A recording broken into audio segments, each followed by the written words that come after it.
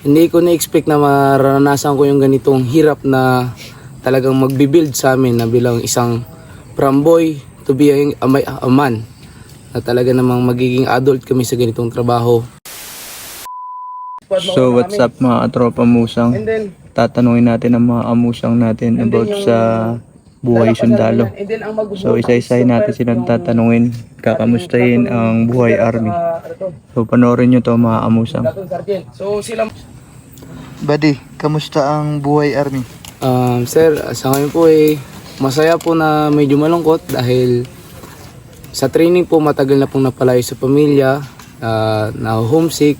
Pero in other side po natutuwa po dahil kumikita na po ng pera, makakatulong na po sa magulang at magiging magandang ihemplo po sa aking mga nakabatang kapatid, sa mga relatives na mayroon na silang sundalong kapamilya na maipagmamalaki nila. And natutuwa din ako sir dahil hindi ko na-expect na maranasan ko yung ganitong hirap na talagang magbibuild sa amin na bilang isang from boy to be a man. Na talaga namang magiging adult kami sa ganitong trabaho. Yung makukuha namin yung pangarap namin na maging sundalo, maging snappy, maging isa sa mga productive na sundalo po ng Philippine Army na didepensa sa bayan and to serve the people po. Yan sir. Anong masabi mo sa mga aspirant army? Sa mga gustong magsundalo dyan, unang-una sa mga nangangarap, sa mga aplikante na kagaya ko at the past month, isipin nyo na walang mahirap o walang mahabang pila, walang mahirap na push-up at sit-up, malayong 3.2 sa taong desididong maging sundalo. Yan lang yun. Kaya ingat kayo lagi and huwag makalimutan magdasal sa taas. Yan lang. So, kamusta ang buhay army? Hindi basta-basta ang pag-army. Kailangan matatag ka, strong ka. Ito pa lang sa ginagawa namin matindi na nararanasan namin. Buhatan, saka yung ulan, init, sakripisyo, mga survival. Iba't iba mararanasan mo dito. Yung kaba, nandito na rin yung kaba sa akin. Yung kaba, yung nginig. Kasi yung pinapa-experience na sa amin yung mangyayari sa amin. Itong gagawa namin yung battle drill, mga tinuro sa amin sa training, ano mo na, actual na yun. Kailangan lahat ng tinuro tanda mo dapat yung magagawin mo sa iba't ibang sitwasyon. Magugulat ka na lang, tinamaan ka na.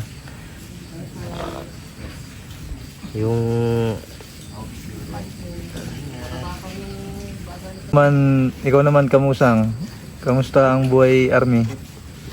Ang pagsusundalo is may determinasyon, may panindigan, at hindi basta-basta sir ang pagsusundalo. Mahirap ba mag-army? Mahirap man sir, kailangan ng sipag at syaga. So, ano masasabi mo sa mga gusto rin mag-army? Sa mga gusto ini-encourage ko kayo. Mahirap talaga maging isang sundalo.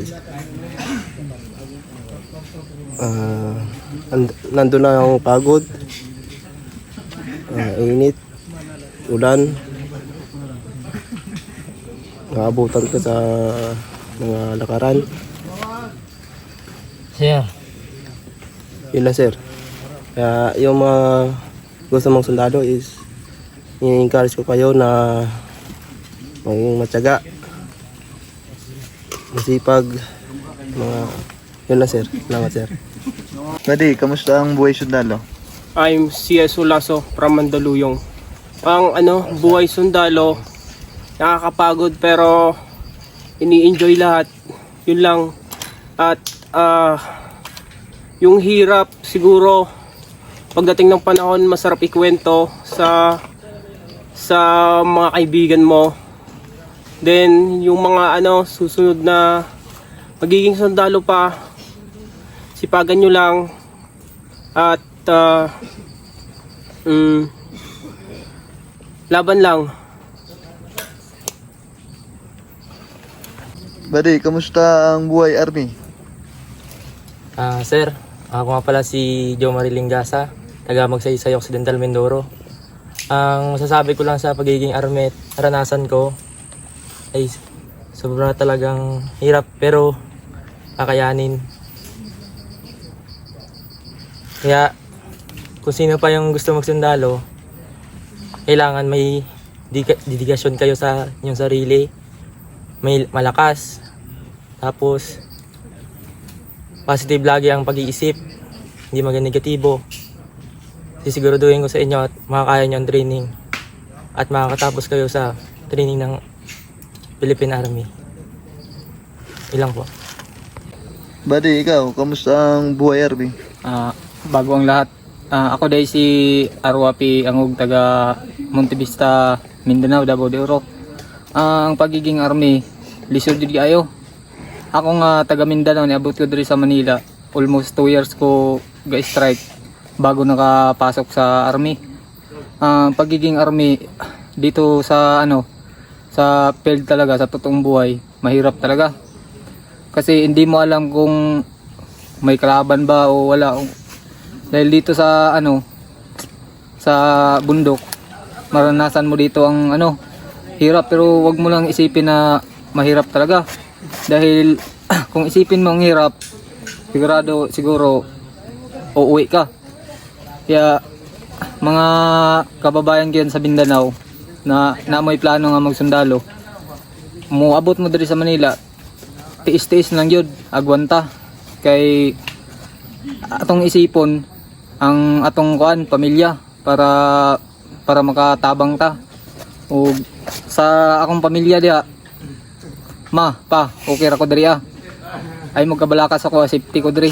Kay naman ang Ginoo nga mo tabang. Og kana lang, daghang salamat. Ikaw buddy, kamusta ang buhay Army mo?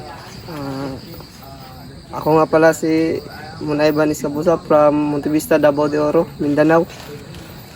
Sa totoo lang sir, medyo nahihirapan din pero kayang-kaya sir. Nai-survive naman sir. Sabi ko lang sir sa sa gustong magsundalo dyan, lang, patuloy lang kasi kayang-kaya lang yan eh. Sa mga Bisaya dyan na na gusto magsundalo, laban lang tapirmi bay, survive tabay. Yan po sir. Buddy, ikaw, kamusta ang buhay Army mo buddy? Una sa lahat sir, ako nga pala si CS Roa sir from Midsayap, North Cotabato sir. Bali, ang experience na ko sa Army sir, bali kapoy, naatanan ang muhang mga mixed emotion na sir. Kapoy, sa lipay, sa kulbaan, pero kaya naman po ang tanan. O gusto ni mo makasurvive sa training, imong mindset, think positive parati para hindi mo maisipang mag-quit. At saka yung hirap mapapalitan lang din sir. Saka ang message ko sa mga aspirant yan sir ay sa pag-a-apply, sa una pa lang sir mahirap hanggang sa training. Isipin nyo lang sir na kakambal ng sundalo ang hirap sir at pagod. Kaya think positive na lang po. Yun lang po. Buddy, kamusta ang buhay Army mo? Hello mga kamusang, ako si Renz Vincent Tutor, taga Tayabas, Quezon. Sabi ko sa buhay sundalo, sobrang hirap. Pinagdaanan sa training. Pero lahat yun magagawa mo ng tama sa tapos aktwal. Lahat ng tinuturo sa iyo magagawa mo ng tama. May apply mo 'yun para di ka mapahamak sa mga may kwentro mong kalaban. At masasabi ko sa mga aspirant, kailangan lang pagtitiis, kailangan lang matibay ang iyong dibdib, huwag ka lang susuko, kailangan laging matapang. Yun na, sir. Buddy Jobert, kamusta ang buhay sundalo?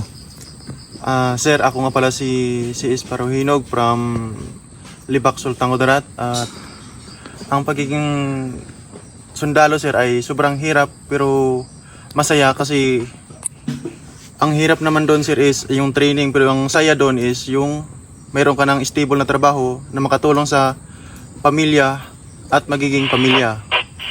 At saka saludo ako sa mga sundalo na kasi yung hirap pala na pinagdaanan nila is ganito pala kahirap. Kaya proud din kami sa amin dito sa kasama ko na kasi nalagpasan namin yung hirap na ginawa nila dati. Tapos yung sa mga aspirant naman dyan na aspirant na magsusundalo pa lang ay maging positibo lang palagi magpalakas at wag maging negatibo sa sarili kasi pag naging negatibo ka ay hindi mo talaga kakayanin yung hirap kasi ang pagsusundalo ay hindi madali kasi hinuhubog tayo dito, tinitraining para mabuhay